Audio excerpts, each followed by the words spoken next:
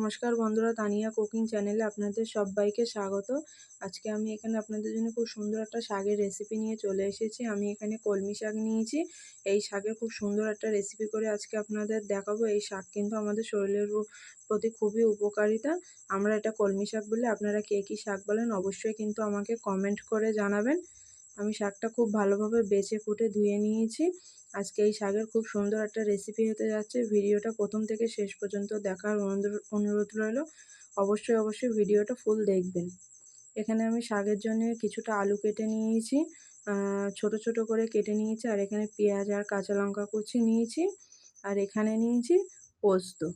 এই শাকের কিন্তু এই মূল উপকরণ হচ্ছে পোস্ত। পোস্তটা দিলে কিন্তু এই শাকের স্বাদ দ্বিগুণ বেড়ে যাবে।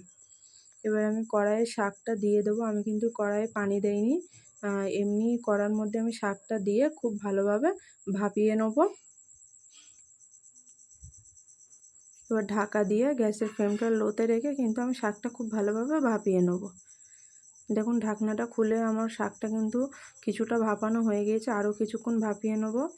দেখুন শাকটা কিন্তু একদমই আমার পুরো খুব ভালোভাবে সেদ্ধ হয়ে গিয়েছে। এবার আমি শাকটা নামিয়ে নেব।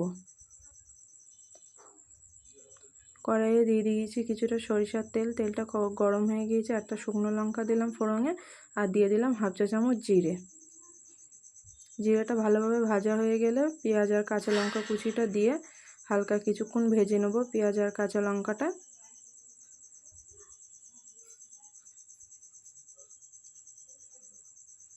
দেখুন পেঁয়াজটা আমি ঠিক এরকম হালকা করে ভেজে নিয়েছি।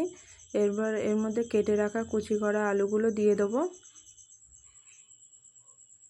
দিয়ে আরও কিছুক্ষণ আমি নেড়ে চেড়ে এটাকে ভাজা করে নেব।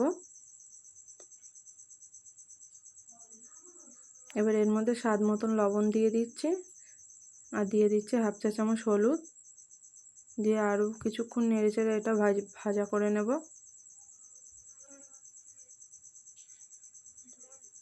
দেখুন আলুটা কিন্তু আমার প্রায় ভাজা হয়ে গিয়েছে, 80% সেদ্ধ হয়ে গিয়েছে আলুটা। এবার এর মধ্যে আমি পোস্তগুলো দিয়ে দেবো।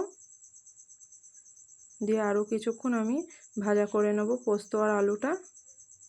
আমার খুব ভালোভাবে ভাজা করা হয়ে গিয়েছে। এবার ভাপিয়ে রাখা শাকগুলো দিয়ে খুব ভালোভাবে কষিয়ে রান্না করে নেব।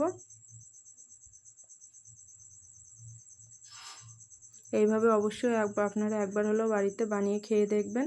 দেখুন আমার শাকটা কিন্তু খুব ভালোভাবে ভাজা করা হয়ে গিয়েছে। এখানেই আমি শাকটা নামিয়ে নেবো। আমার রান্নাটা পুরো কমপ্লিট হয়ে গেছে। আমার ভিডিওটা যদি ভালো লাগে অবশ্যই একটা লাইক কমেন্ট শেয়ার আর চ্যানেলটা সাবস্ক্রাইব করে দেবেন। সবাই খুব ভালো থাকবেন, সুস্থ থাকবেন, সাবধানে থাকবেন।